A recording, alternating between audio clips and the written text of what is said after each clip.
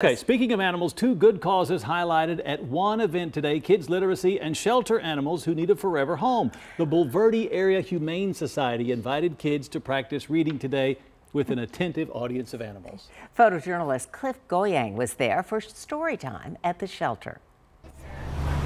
Pondering, sweetie. Okay, practice your staring. I came to the president out here at Bulverde Area Humane Society. Bedtime, and little Hoot flew right to bed.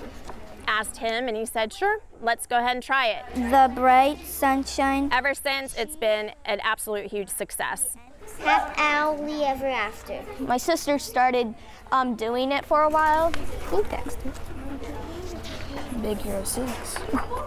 And then my mom asked me if I want to go, and then I agreed. Hero just wanted his brother, but Tadashi was gone forever. It's been an awesome opportunity for them to come out, socialize with the dogs, other kids. Portable robotic medical aid. In particular, it's been awesome for my little girl who was with Miley earlier. That's what you have to eat. It helped her overcome her fear of dogs, actually. It was trying to go somewhere. Baymax followed it with some of our dogs have been very shy. Compass. When Hero and the little kids were shy of the dogs as well. And we put the two of them together, and next you know, there was magic. They ended up in an old warehouse where